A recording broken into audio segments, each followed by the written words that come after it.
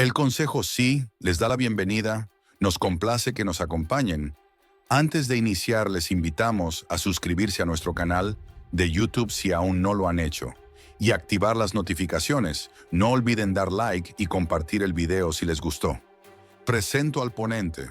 Curtis Dukes es el vicepresidente ejecutivo de mejores prácticas de seguridad en el Centro para la Seguridad de Internet. Como vicepresidente ejecutivo, Kurt lidera el desarrollo de las mejores prácticas de seguridad para la protección de los sistemas informáticos. Los dos productos principales del CIS son los puntos de referencia de seguridad y los controles de seguridad críticos. Son las mejores prácticas globales de la industria, avaladas por los principales proveedores de seguridad informática y organismos gubernamentales. En su puesto anterior, Kurt dirigió la misión de garantía de la información en la Agencia de Seguridad Nacional en Estados Unidos de América.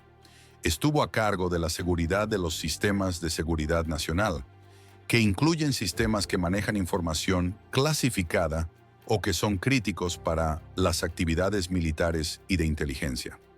Kurt es un ávido ponente en eventos nacionales e internacionales de ciberseguridad y forma parte de varios consejos asesores. Agradecemos a los expositores por su presencia. Antes de iniciar, les invitamos a colocar sus preguntas o comentarios en el chat durante el evento. De esta manera, el equipo de producción las hará llegar a los expositores. Una vez más, bienvenidos al evento y gracias por acompañarnos. Okay, great. Everybody doing okay? You need to stand, maybe stretch a little bit. I have a watch here. You ain't got to move in order to get your steps in during the day. Everyone just stand. Get the blood moving. Good. All right. All right, excellent. You can sit now. Okay, so Tony gave a great passion discussion on cybersecurity best practices around the CIS benchmarks and CIS critical security controls. So the question becomes, well, if you actually looked at how well globally companies are defending against cyber threats, we failed, right? I mean, in 2023, ransomware was way up. 2024, ransomware went up even further. We even had countries that banded together to defend against ransomware globally, but yet actually the number of organizations that got knocked over by a ransomware event still increased for that. And so the question becomes, well, why don't they just follow the guidance, whether the CIS critical security controls as that framework, using the CIS benchmarks to configure their operating systems? Why wouldn't you do that? Oh, sorry. There you go, a little closer. Perfect. So then the question becomes really is, there's a cost involved in cyber defense, right? And so we have CISOs, we have CIOs, we have chief risk officers. They would tell you they have to go and defend a budget to their CEO every year, and so it costs a company money to implement cybersecurity. And so the question then becomes, well, what's actually reasonable when it comes to cybersecurity? And so this is an area that we've been focused on in the last year to 18 months. And what really drove us was really looking at what in the US states were doing to create safe harbor laws for companies that operated within their states. And so we've come up with this guide to defining reasonable cybersecurity, and I kind of wanted to walk you through that. I've looked at it from both the U.S. perspective and also from the European perspective. And so when David invited us down, I wanted to be able to say, well, is this a concept that maybe is applicable here in Latin America? And so that's kind of really the genesis for why I wanted to come and brief you. And so I'm going to talk to you around three terms: standard duty of care, reasonableness, and proportionality. So think about those terms. They're all legal terms. I'm not a lawyer. I'm a computer scientist, both undergraduate and graduate degrees. But everything that we do, at some point, you're going to run across the legal profession, especially if you suffer a cyber breach, especially in the United States. We're a very litigious society, and so So you need to be able to defend what you implemented was reasonable for that. So this really is the concept around defining reasonable cybersecurity. So let's start off with standard of care, right? And so, why do you actually need a standard of care? Well, the reason being is again, if you suffer a cyber breach, you're a commercial company, you suffer a cyber breach, you're going to more than likely get hauled into court. And a judge or a jury, are they going to try to decide whether or not did you exhibit a standard duty of care in the implementation of your cybersecurity program? That's the question a judge is going to be asking themselves for that. And so that's why it's important for us to have the standard duty of care. And so how do you actually go about defining this? Historically, it's up to the judge to make that determination. Did you exhibit a standard duty of care? Well, what changed in the United States in the last couple of years was states started enacting safe harbor laws. And so they're actually moving us along in that path. So I'm going to kind of get into that. But before, I want to talk about reasonableness and proportionality. So standard of care, we have reasonableness. Again, these are all legal terms. And so a judge or a jury is going to say, with what you implemented, was that reasonable? Now, it's not a one-size-fits-all. So if you're a company, I'm going to pick on Huawei for a second, if you don't mind, a huge, Fortune 50 company, what they may be able to spend in order to protect their infrastructure is far different from a small business, maybe a 20-person business running at $2 million annual gross revenue from that. So it can't be a one-size-fits-all. But what did they do that was reasonable in the implementation of their cybersecurity program? And then the second one is proportionality, right? And so it really is about what's proportional for that size of that business for that. So these are the terms that a judge or a jury is really going to look at when they're making a determination whether or not you should be held accountable for that cyber breach. So let's talk a little bit about Europe. Again, this concept of reasonableness has been around for centuries, and within the European Union, I think they're actually further along than the United States when it comes to defining this and creating a single concept around this. And so we've been kind of looking at that. Are you familiar with GDPR, right? General Data Privacy Regulation, right? And what happens when a company falls short on protecting European citizens' privacy data? Typically, there is a penalty and a large cost involved to the company for that. In America, we don't yet have one national data privacy law. We have a patchwork among a number of states. The first one was the California Consumer Privacy Act, CCPA. For that, where again, the point is that they're starting to hold organizations accountable for protecting citizen privacy information for that. And so Europe's further along with this. They've got their Cyber Resiliency Act, where again, they want to regulate pretty much every asset, every part of anything that's digital.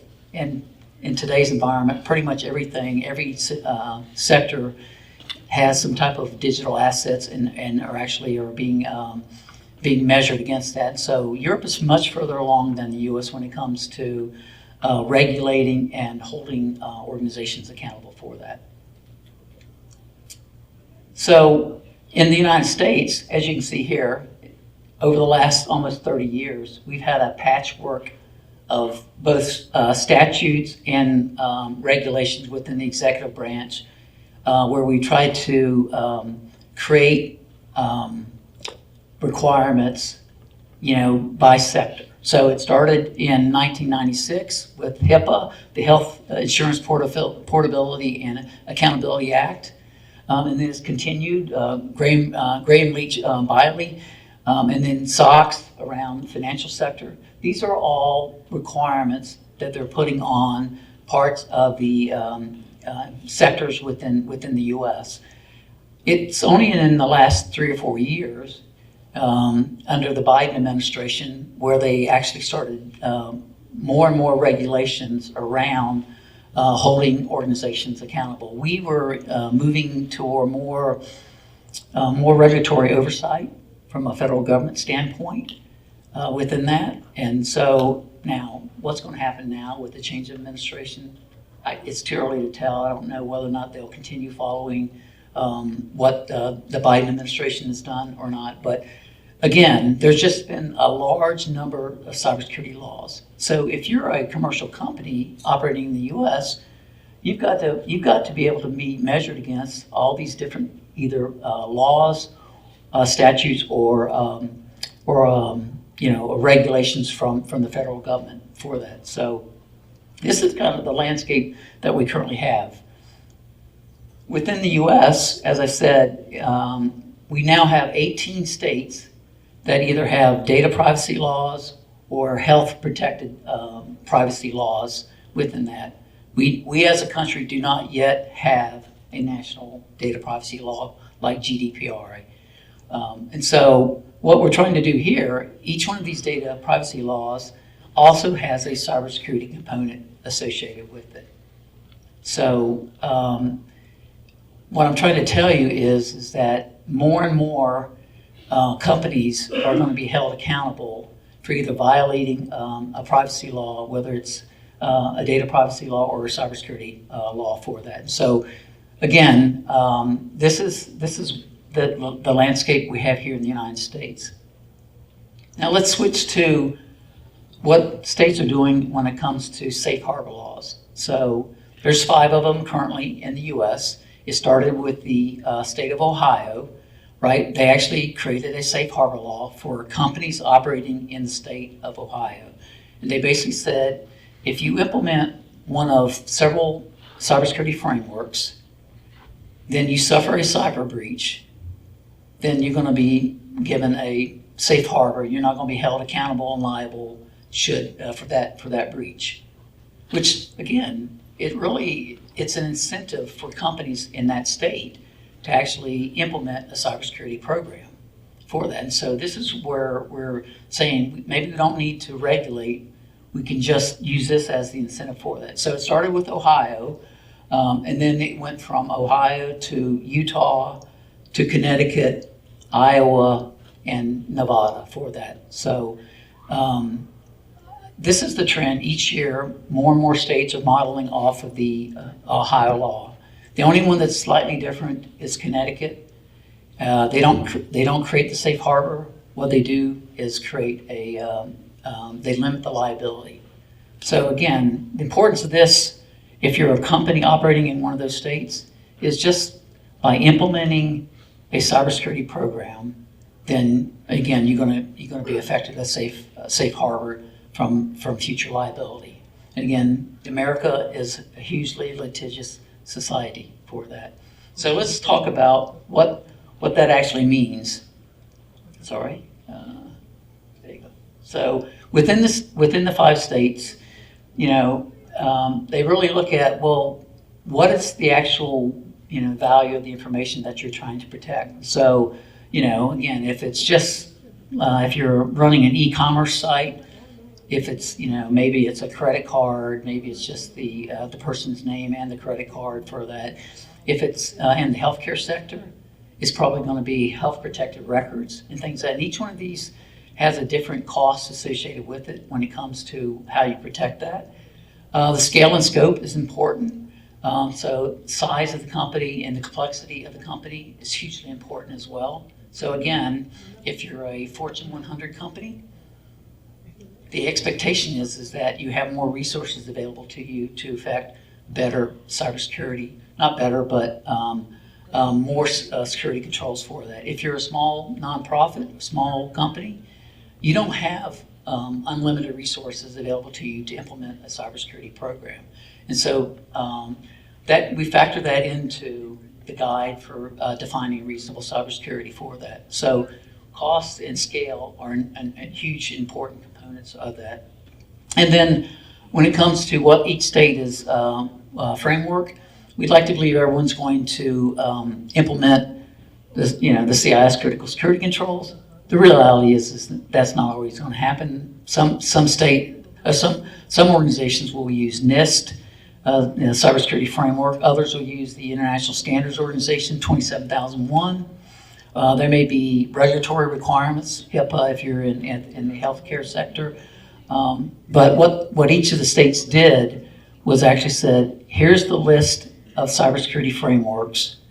You, organization, you choose which framework you want to implement, and we create the safe harbor for you. So the CIS Critical Security Controls is one of them. NIST, CSF is another. ISO 27001 is another for that. Some also have sector-specific standards. If you're in the healthcare sector, HIPAA is important. If you're in the financial sector, SOX would be a requirement for that. So the state statutes give you some variability in how you actually implement the cybersecurity program for you. So bottom line is, when it comes to reasonable cybersecurity, I think what the states have done is they've given organizations a carrot. And so what we wanted to be able to do from a CIS perspective is actually define what is reasonable cybersecurity. And we've done that using the CIS Critical Security Controls. Now, the folks that actually created the guideline, Tony talked about our large volunteer community. In this case, it was not computer scientists, it was not mathematicians. We used a sitting appellate judge. We used both a trial lawyer, both plaintiff and defense lawyers, and we used law school professors to help us create this guide for defining reasonable cybersecurity. And so we published it last year. Our first announcement was at RSA. We hosted a panel. Tony hosted the panel for that. We've since done that on a couple other occasions. We've done a webinar around this. And so what we're trying to do is make cybersecurity reasonable and cost effective. Because otherwise, what's going to happen is no matter how much you put into it, it's not going to be good enough. You're going to be hauled into court, and you're probably going to be found liable, and then you're going to have to pay some huge fine for that. And it's just not scalable. We got to get to a point where cybersecurity can be done within a certain cost basis. So Tony showed you this slide. I just want to talk about maybe 2 points here. One is cost of cyber defense. Again, no one else in the community that I'm aware of has actually tried to put a dollar figure on what it costs to create a cybersecurity program. Again, we've done it. We've done it with implementation group 1 of the critical security controls. We've done it for the first version of this was for on-prem. So for organizations that were managing their own IT infrastructure. Here's what we believe for this sized organization it should cost to implement cybersecurity for that. The latest version that we're about to release speaks to managed service providers. So if you're operating through a managed service provider, this is what we believe it should cost you, not only for them to provide the IT services, but for also providing cybersecurity for that. And then the third area is based on if you're operating in the cloud environment. So whether you're working with Microsoft Azure, or whether you're with AWS or with Google Cloud Platform, this is what we believe it should cost for you to implement cybersecurity within the cloud for that. So cost of cyber defense, I think it's a good rule of thumb. It's a good basis for you as an organization to be able to say, here's what I should be expected to pay for cyber defense for that. And then the other point I'd bring out is really around, and it's to the question I think asked over here, the CIS workbench communities, right? So this is a collaboration platform that we CIS offer. So if you want to be a volunteer, if you want to contribute to benchmark development, if you want to help others that are trying to implement a cybersecurity program, it's a free account. You can just register, get on Workbench, and join the community and actually start volunteering your expertise to the community. Within CIS, these are very vibrant communities. More times than not, when someone poses a question on that community, CIS, an employee, doesn't actually answer the question. It's done by volunteers for that. And then the third and final thing I'll talk about is the CIS risk assessment method, right? So there's any number of risk assessment methodologies you can use. NIST has the risk management framework, RMF. We have one that's tailored to the CIS controls. And so what we've tried to do there is say, we want you to start by implementing the CIS controls, implementation group 1, and then measure yourself using the CIS risk assessment method. And that would identify what gaps you have.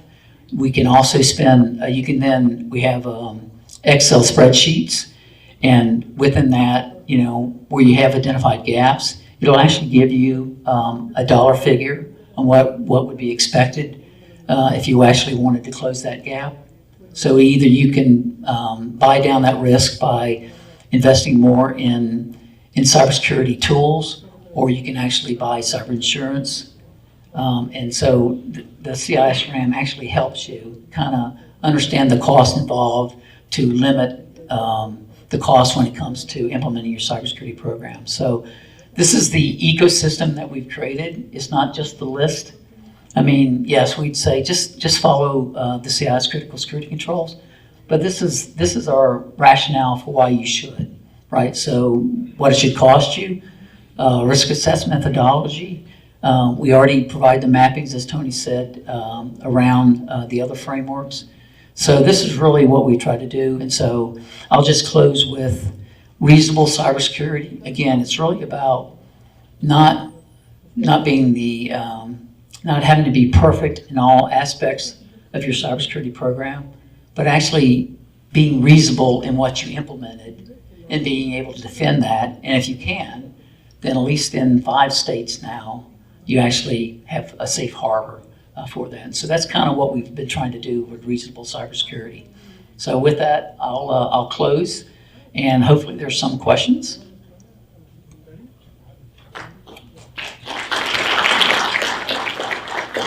Invitamos nuevamente a nuestro moderador, Aarón Arbizu, para las preguntas. Perfecto, muchas gracias. Pero ya empezaron a levantar las manos, vamos primero con David y después con nuestro otro participante. Thank you very much, Kurt, for your talk.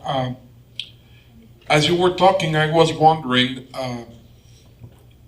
did in any point of the conversation with all these people that know the law and the courts and the litigation process, did at some point came the realization that when you have a company that has a data breach, it's the plaintiff is whoever owns the data and then sues the company for some compensation.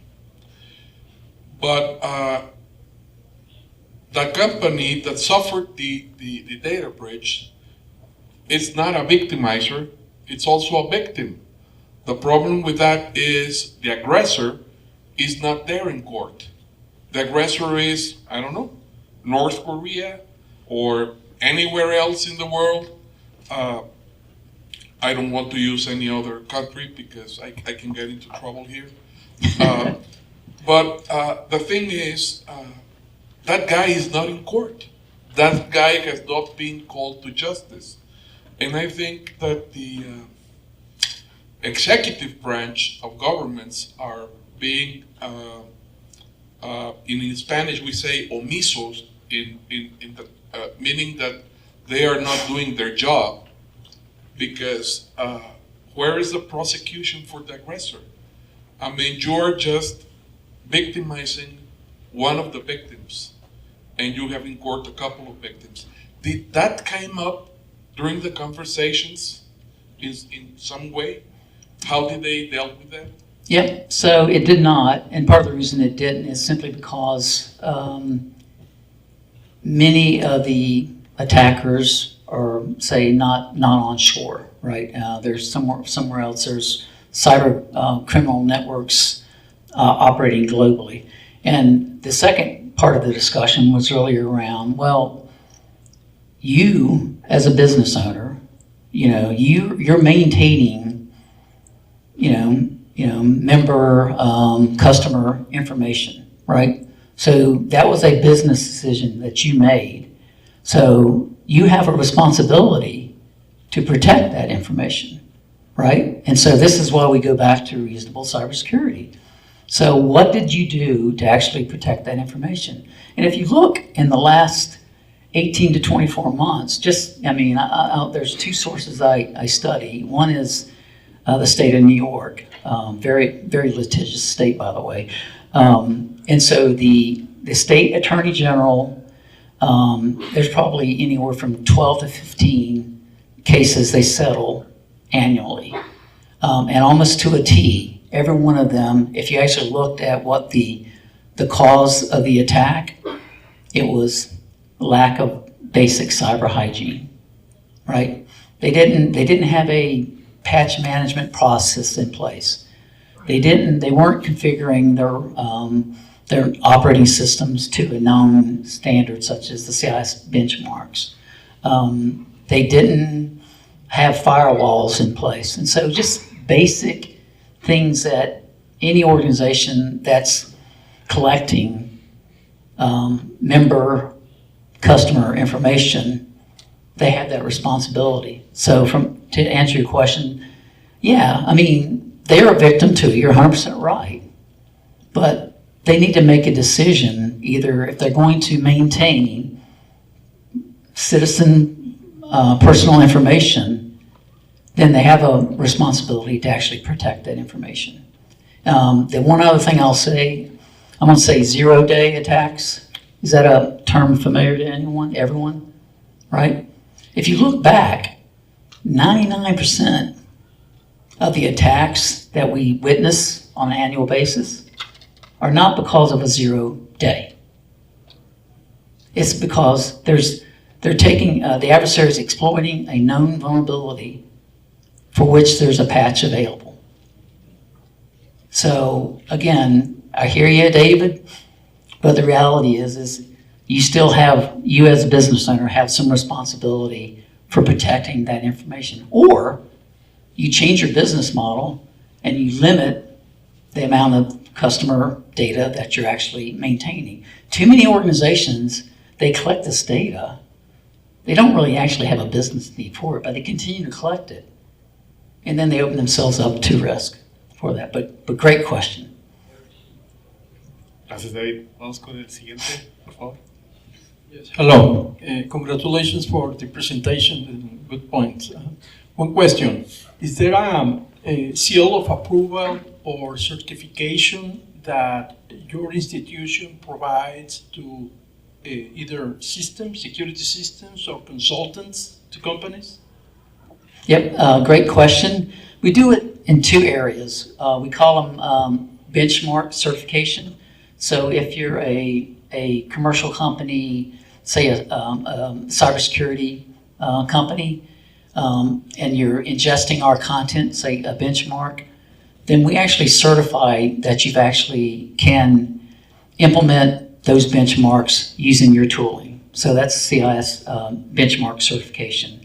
The other area is for consultants, and we have what we call controls accreditation. So we have the CIS Controls Accreditation Program, where we will certify you as an auditor, a consultant organization, that you actually know how to implement and measure organizations against the CIS critical security controls. And thank you for the plug. So if you're not, please, we'd love for you to be part of that community. So. Muchas gracias. Hay tiempo para más preguntas. Si alguien más quiere participar. Aquí.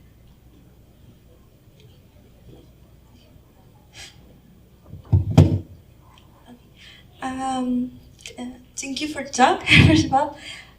What will be the most basic aspects that a company should include to be considered secure in terms of cybersecurity? Yep. And so as Tony said earlier, we have our CIS critical security controls, 18 controls, 153 safeguards. Depending on the size of the organization, that may be too much from a cost perspective. And so what we tried to do is we broke it down to three tiers.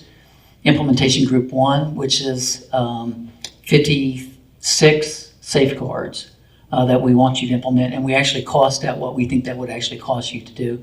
So for us, IG1, Implementation Group 1, is what we call essential cyber hygiene. Every organization should at least at a minimum be at IG1 for that. We believe it's within cost, within a resource commitment for an organization to do that. So every organization should do IG1, and then you would do your risk assessment and then see what additional controls you need based on the type of information that you're managing or controlling. So say if you're an e-commerce site, again, it's primarily credit card information, names, or if you're a defense research institution where you're getting funded by the federal government, that's probably going to be the security controls you need for that's probably going to be higher than an e-commerce site. So, but every organization should do IG1 for that. Thank you. Yep, thank you. Gracias. ¿Hay tiempo para más preguntas? Aquí enfrente. Can you hear me? I hear you fine, sir. I found it very interesting, the topic of the safe harbor. But is this something that is very specific of the US? Because it's definitely different from Europe. And then the rest of the world is just following behind, right? But why is it, and are there more states joining this or following this path of the safe harbor? Yeah, so it is specific to the United States. And I think what state governments have realized is that they want to entice companies to come to that state. And so if I create a cyber safe harbor for those companies, then that will entice them to come. So that's kind of the carrot for that. When it comes to Europe, they want to regulate at one level, so they're going to do it across the entire European Union, and they use a technical standards institution, ETSI. And so if you actually look at ETSI and the technical reports from that, it's actually the CIS critical security controls. I mean, it is 18, 153. We just don't brand it as CIS when it comes to Europe. And so that got translated into the NID, the National Information Directive, NID. NISA is the organization, but there's a national intelligence, there's a national information, NIS, NIS, right. And so basically they take from ETSI and they put it into NIS. And so that becomes the standard that organizations are going to be held accountable for. But to answer your question, it's specific to the US, but I would like to believe, and this is a question to you, and if you're a commercial company operating here in Mexico, right, a publicly traded company, you suffer a cyber breach, is it likely that you're going to be hauled into court? And so maybe this is an opportunity for you to be able to say, what I did, my implementation of cybersecurity was reasonable as stipulated by this nonprofit Center for Internet Security. And so that's really what we're trying to do is that if organizations will actually implement some cybersecurity framework, and then if they suffer a cyber incident, then maybe the penalty on them would be far less for that. So and the final piece of it is, yes, there's 5 states right now. Last year we almost had the 6th one, which was Florida. It got vetoed at the 11th hour, but the Florida legislature is going to actually reintroduce the bill for that. The governor had one question, and that's why he vetoed it. And so we've addressed that. So my expectation is sometime this year, Florida will be the 6th state that's implemented safe harbor law. Yeah. Yeah, I'll just add, it sounds very inefficient and messy, and that's because the United States is very inefficient and messy. So in Europe, you could say, well, we're going to do this at the European level first. In the US, there's a famous quote, I can't remember the name, but the states are the laboratories of democracy. So in a lot of technology, while Washington is paralyzed and there's no federal action, individual states, right, who are dealing with businesses and their citizens and loss of their data feel like they have to do something. So Ohio took the lead, there's a variation in Connecticut and so forth. This is kind of normal in the US. And it happens in privacy in other areas. And it's very messy. But the states feel like they have to do something because Washington won't. Eventually, if enough states do it, the big IT players will run their lobbyists to Washington and say, we can't deal with 40, 50 state different schemes. You need to do something at the federal level. So I know it sounds backwards, but it's kind of the way it works. And that's why our relationship with state and local governments is so important, because we get to see this kind of come up from the grassroots. So it's really, it's fascinating. No one would design a system this messy, but that's the way we have to operate. But at the end of the day, we still love America. So just so we're clear on that. And I think we're at that point with data privacy. I think with 18 states, the federal government's going to get its act together here soon, and they're going to publish a national data privacy law.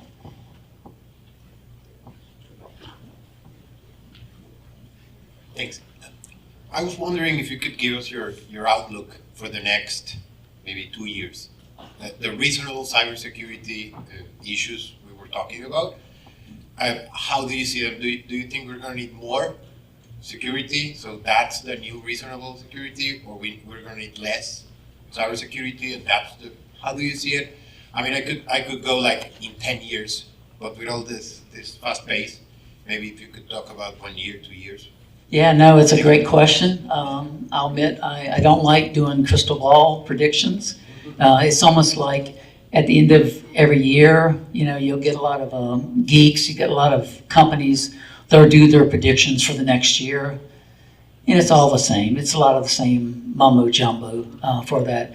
To answer your question is, I think there's enough good practical cybersecurity guidance out there today if organizations would just implement it. And so that brings me back to, well, why don't they implement it? Number one, I believe is cost. And so that's why, these safe harbor laws are so vitally important. And that's why I think if countries would band together and just say, hey, here's what we're going to do. And, you don't have to use the CIS critical security controls. Pick ISO. I don't really care. I think ours are the best, mind you, but at the end of the day, I don't care. But we've got to find a way to automate the assessment and implementation of a cybersecurity program. I think over lunch you pointed out that point with artificial intelligence, right? I think to the earlier question, I really think there's great opportunity as a defender when it comes to artificial intelligence. Yes, today the adversary is using AI, but if you look at what they're actually doing, they're just automating and they're perfecting phishing emails, reconnaissance, looking for open ports, things of that nature. All they've done is automate, that portion. If you'd actually implemented a cybersecurity program and we're actually patching and configuring and monitoring, they're probably going to move somewhere else and attack someone else, for that. Why do ransomware gangs continue to attack globally? Because they can almost guarantee you that you're not, configured to some cybersecurity program. You're missing patches. You're not configured securely. They can almost guarantee it. If you look at, I'll pick on Microsoft. I'm an Apple snob, just to be clear. Okay, I like Microsoft as a company. I don't like their products, but what you'll see on a normal patch Tuesday, right? Anywhere between, low month 70 to 80, on a bad month to 120, 130, patches within that monthly patch cycle. Any number of them are critical patches that have to be implemented. If you look at once that's published, anywhere from as low as 48 hours to 96 hours, typically that patch has been reverse engineered, the underlying vulnerability has been discovered, and they've implemented a proof of concept exploit, for that. And so, should Microsoft be held accountable, because they had a faulty product to begin with? I don't think so. I don't think we're ever going to get into a point where, that any product shipped is going to be defect free. I mean, I'd like to hold out hope, but I'm also a realist for that. And so, but, what they tried to do is give you time, if you actually have a good process in place, to actually configure and patch within that time to get inside or get, so that the adversary can't take advantage of it. I'm a guest editor for Sans News Bites, right? And so I get to, on a twice a week basis, just look at and comment on some of the recent vulnerabilities or anything that's in the news bite. And, it's still amazing to me. And the most recent one was Oracle. I have nothing against Oracle, but, Oracle, there are vulnerabilities for which a patch was available over a year ago, still being exploited today. Let me say it again, a year ago. So, until you automate some of this process and just get to, as patches are made available, you implement and update, you're still gonna make it easy for the adversary to attack you, in that regard. So from my lens, we've got good guidance out there. It's really up to organization how to implement it. And so it's on Tony and myself and David and others, is figure out how do we help automate the implementation of good cybersecurity best practices. Gracias. Tenemos ya una última pregunta. First of all, if you think that US is a messy, you are welcome to hear about Mexico.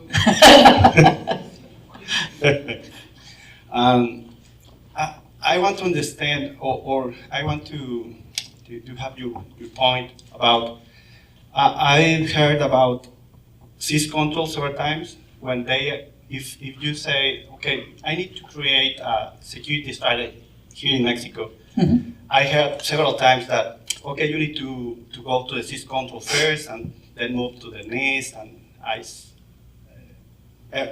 any other framework, right?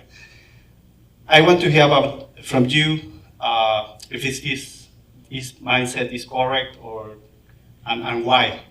Why do you think it's easier? Is maybe the other frameworks are deeper? I don't know. Yeah, so it's a great question. Okay, I'm going to, in complete honesty and transparency, I'm biased. Okay, so I'm just say that up front. So what Tony said in his talk was what we've tried to do is all the frameworks essentially are asking for the same things, right? The difference is that within CIS, we actually are prioritizing it for you, right? And so 18 controls, 153 safeguards, they're in priority order. We want you to start with implementation group 1. Okay, and here's the ecosystem for why we think that makes sense, right? We got the cost of cyber defense, we got the community defense model, and so we've kind of tried to give you the rationale for why you would want to use the critical security controls. From a company perspective, again, now we're back into reasonable cybersecurity. You want to be able to go to your board, to your CEO, and say, this is why I chose the CIS critical security controls. It's given me a roadmap for how to actually implement. It's given me what it should cost. It's given me a risk assessment method So it's really kind of bundled together for you. But at the end of the day, if you want to use NIST CSF, go for it. If you want to pay ISO for 27001, go for it. All we're trying to say is, you know, we're trying to make it as cost efficient as possible for you. We're working with product vendors so that, you know, you don't have to use our tooling. You don't even have to be a member. You know, you may want to use a commercial product, you know, that actually will configure to the benchmark, that will measure against the CIS controls. So we give you a lot more latitude and opportunities to do that. So for those reasons, I think you start with the CIS, Critical Security Controls Implementation Group 1. Again, I don't know the size of your organization, but it's my belief, it's Tony's belief, that if you actually look at what we're asking you to do, it's common sense. And so it's actually a little easier to implement than, say, looking through NIST CSF and parsing one of those controls and how many asks are in that one control. ISO 27001, again, you have to pay for that standard, and it's the same issue where there's multiple asks within the number of controls, you know, for that. We at least try to give you some tooling, some free, you know, the control self-assessment tool, CSAT. You know, it costs you a account registration, no fee. You just have to register, and you could actually say, I'm going to measure using the CSAT tool. Here it is. I believe the colleague that just asked the question previously, I think he uses CSAT hosted, and so he uses it for part of his assessments. You know, and I think that's another benefit for why you'd want to use the controls.